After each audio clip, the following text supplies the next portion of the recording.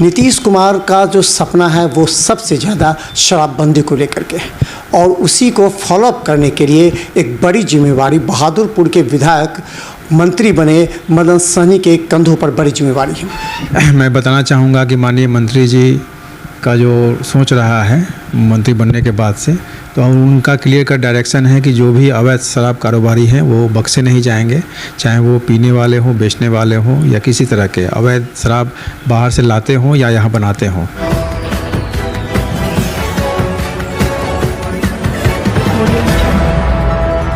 नमस्कार, बिहार मिथिला न्यूज़ में आपका स्वागत है। मैं हूं मनोज। देखिए, बिहार सरकार में कोई एक ऐसा विभाग है जिस पर सभी की निगाहें, सभी की अपेक्षा भी हैं और उपलब्धि भी उसी विभाग से गिनी जाती है। नीतीश कुमार का जो सपना है वो सबसे ज़्यादा शराबबंदी को लेकर के है और उसी को फॉलोअप करने के लिए एक बड़ी जिम्मेवारी बहादुरपुर के विधायक मंत्री बने मदन सहनी के कंधों पर बड़ी जिम्मेवारी है।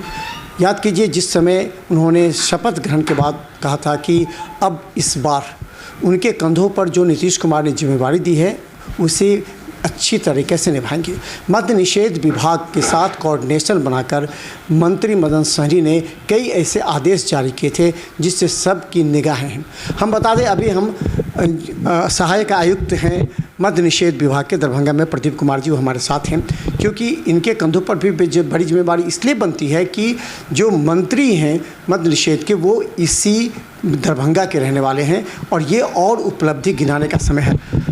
सबसे पहले आपका तो यहाँ पर मंत्री जी का ये क्षेत्र रहा है और एक बड़ी जिम्मेवारी भी है। किस तरह, जब शपथ ग्रहण के बाद उनकी एक्टिविटीज़ क्या है इस विभाग के लिए? जी, सबसे तो पहले आपका धन्यवाद देना चाहूँगा कि आपने समय दिया है। मैं बताना चाहूँगा कि माननीय मंत्री जी का जो सोच रहा है मंत्री बनने के बाद से, तो उनका क्लियर कट डायरेक्शन है कि जो भी अवैध शराब कारोबारी हैं वो बख्शे नहीं जाएंगे, चाहे वो पीने वाले हों, बेचने वाले हों या किसी तरह के अवैध शराब बाहर से लाते हों या यहाँ बनाते हों। माननीय मंत्री जी के बनने के बाद से विगत 1.5 से 2 माह के अंदर हम लोगों ने एक बड़ी उपलब्धि हासिल की है। 2 जगह, एक मब्बी थाना में गेहूमी ओवरब्रिज के पास में एक गोदाम हम लोगों ने सील किया था, जिसमें कि एक पिकअप से और गोदाम में कुल 2220 लीटर शराब जो है विदेशी शराब और बीयर बरामद किया गया था। उसके बाद दूसरी उपलब्धि 31 मई को है, मब्बी थाना अंतर्गत ही मधुपुर है, वहाँ पर हम लोगों ने Delhi valley limited courier company के गोदाम से करीब 505 लीटर शराब जो कि 40 टीन के डब्बे में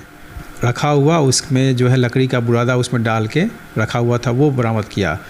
और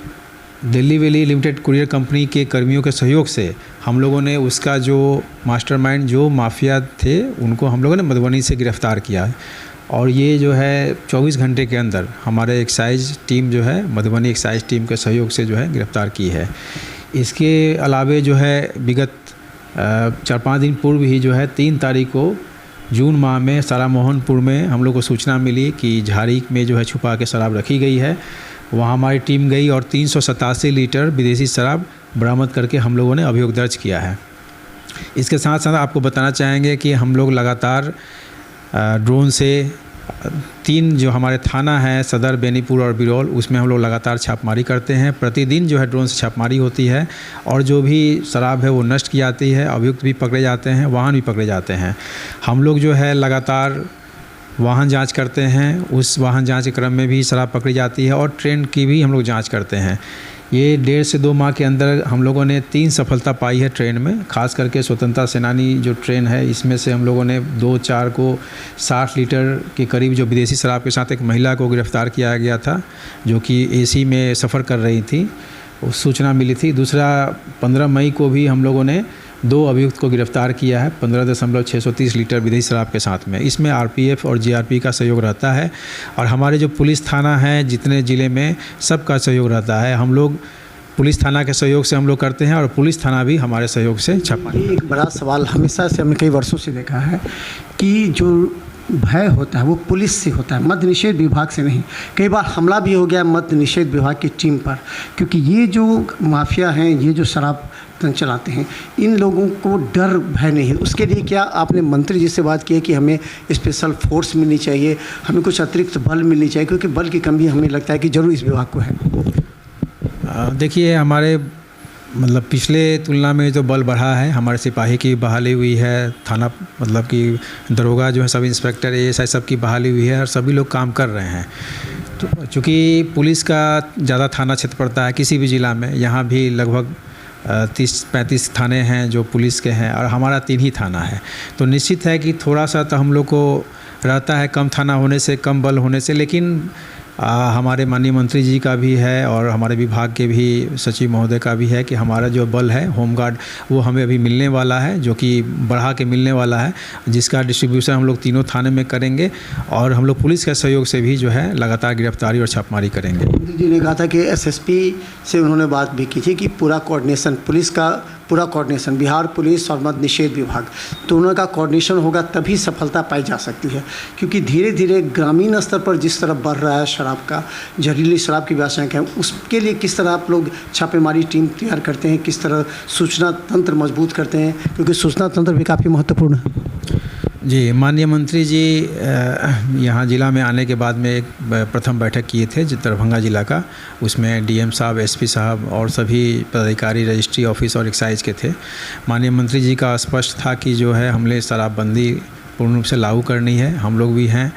SSP साहब को भी उन्होंने डायरेक्शन दिया था कि सभी के सहयोग से जो है कार्रवाई करनी है और पहले से भी SSP साहब का सहयोग हम लोग को मिलता रहा है, सभी थाना का सहयोग मिलता रहा है। यहाँ कोऑर्डिनेशन की कोई कमी नहीं है। हम लोग के तरफ से भी जब डिमांड होता है किसी भी थाना में, थाना का सहयोग मिलता है और कभी कभी थाना प्रभारी भी हम लोग से सहयोग लेके जो है जो भी वल्नरेबल एरिया है वहाँ पर ड्रोन के माध्यम से और एक्साइज टीम के माध्यम से छापेमारी करते हैं और गिरफ्तारी भी होती है और हम लोग जो है अवैध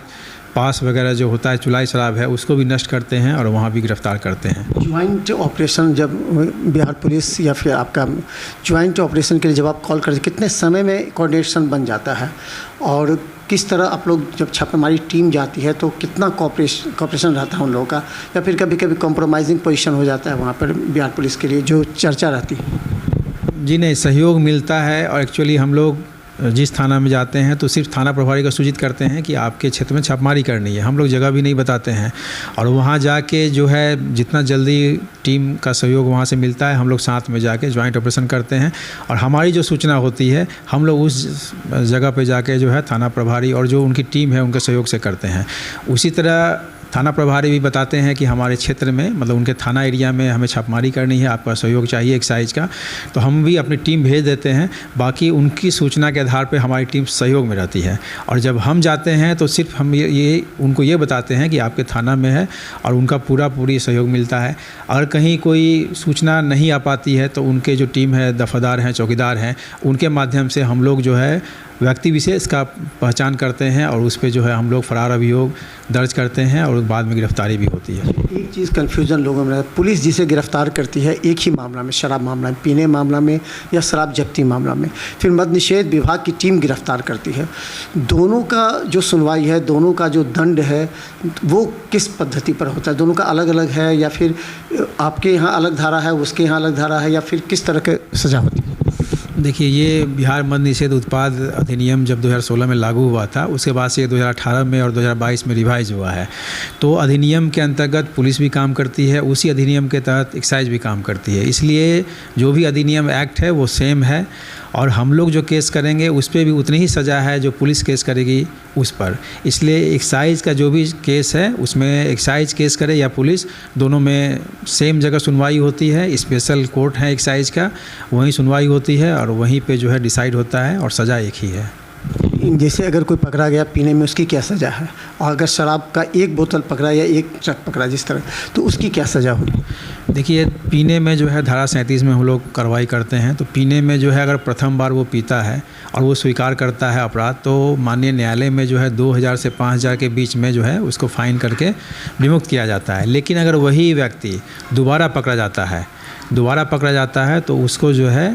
1 साल की सज़ा का प्रावधान जो है किया गया है और माननीय न्यायालय द्वारा अभी तक जो है दरभंगा ज़िले में 25 व्यक्तियों को जो है 1 साल की सज़ा सुनाई गई है दोबारा पीने के इस जुर्म में। जहाँ तक जो है बेचने वाले या तो 1 बोतल के हों, 1 कार्टून हो या फिर बड़ी वाहन में भी जो शराब जब्त होती है उनकी बात है, तो मिनिमम सज़ा जो है 7 साल की है। अगर उसमें किसी तरह की दुर्घटना होती है तो उसमें 10 साल आजीवन कारावास और मृत्यु दंड तक का प्रावधान एक्साइज एक्ट में किया गया है। कोई सूचना देता है, सूचना आपके तो उन लोगों को आप लोग कुछ इनाम या उस तरह के जो गाँव देहात से कहीं सूचना मिल जाती है तो एक हेल्पलाइन नंबर कौन सा है? कई कहता है कि हम नाम बोलेंगे लीक हो जाएगा फिर हम पर अटैक हो सकता है, तो इस लोग डरते हैं, तो कोई ऐसा हेल्पलाइन नंबर कौन सा है? और फिर जो सूचना देता है उनको लिए आप लोग क्या करते हैं? देखिए, सूचना कोई भी व्यक्ति या आम नागरिक,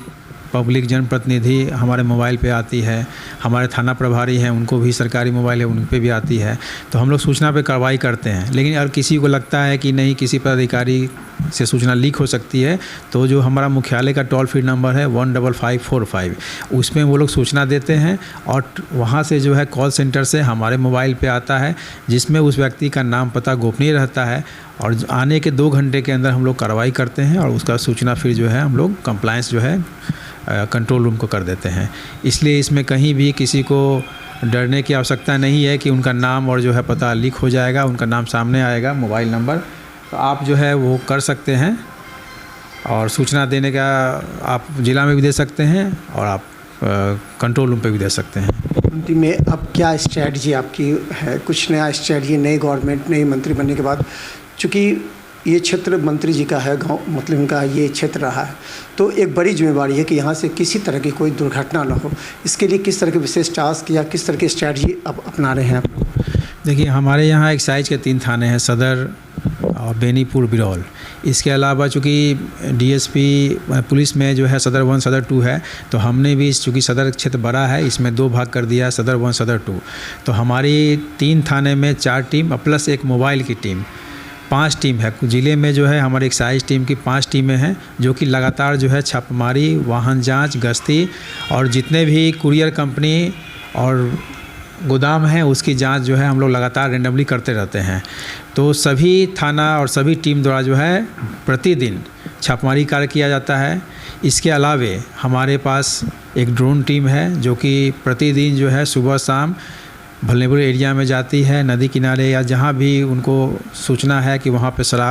कच्ची शराब बनती है, तो हम लोग उसको टीम के साथ में जाके वहाँ विनष्ट भी करते हैं और उस पर कार्रवाई भी करते हैं, गिरफ्तारी भी होती है, वाहन भी जब्त होते हैं। अगर ज़रूरत पड़ता है तो हम लोग फरार अभियोग भी दर्ज करते हैं और थाना के सहयोग से, चौकीदार के सहयोग से जो है उस पर फिर बाद में गिरफ्तारी भी होती है। लोग गिरफ्तार होते हैं चाहे वो शराब पीने में हो या फिर उनके पास शराब बरामद की हो, उन लोगों का फीडबैक जेल से छूटने के बाद क्या प्रॉपर, क्योंकि मंत्री जी ने कहा था उन ऐसे लोगों की निगरानी भी की जाएगी जो शराब माफिया हैं उन लोगों की, ऐसी निगरानी के लिए टीम है या फिर आप लोग के पास इन्फॉर्मेशन आती है? जी, माननीय मंत्री जी ने इस पर डायरेक्शन दिया था और हम लोग हर एक थाना में पंजी रखे हुए हैं जिसमें कि 2 बार 3 बार 4 बार, चूँकि हमारे पास एक कंप्यूटर में है कि जो भी थाने में है उनका जो केस होता है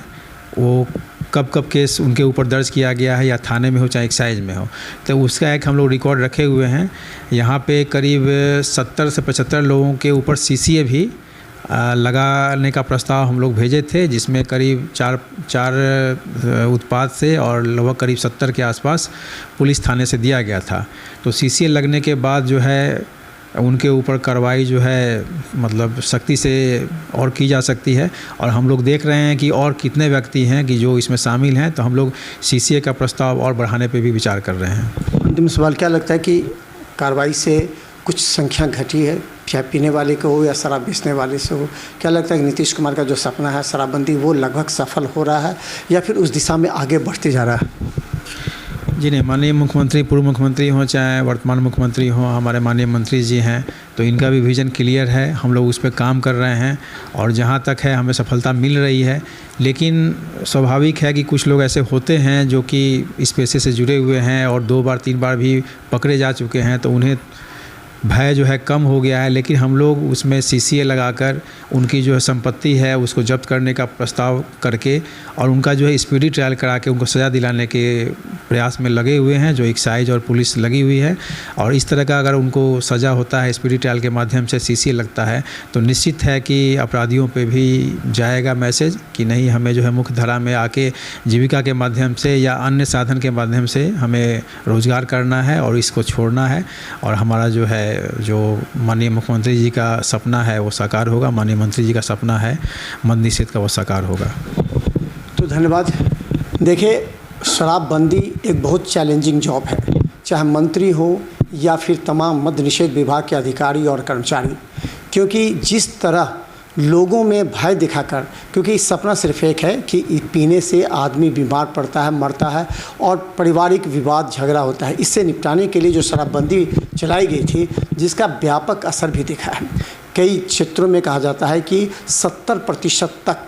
महिलाएं इसमें सफल हुई हैं, अपने पति को, बेटे को इससे बचाकर, ताकि वो जॉब करे। जो बीमारी था वो बीमारी से राहत मिली है, यही एक सबसे बड़ी सच्चाई है। दूसरी बड़ी सच्चाई यह है कि पहले लोग पीते कम थे, झगड़ा चौक चौराहे पर आम लोगों का निकलना मुश्किल था, वो इस पर पूरी तरह रोक लग गई है, जिसे मद्य निषेध विभाग का सफलता माना जा रहा है। लेकिन मंत्री मदन सहनी के कंधों पर जो बड़ी जिम्मेदारी है, और वो मैन्युटली 1 to 1 करते हुए देखना चाहते हैं कि कहीं से भी कोई, जिस तरह पहले घटना घटी है, वो घटना ना घटे, पूरी रोक लगे और पुलिस और मद्य निषेध विभाग की टीम कोऑर्डिनेट करके इस पर काबू।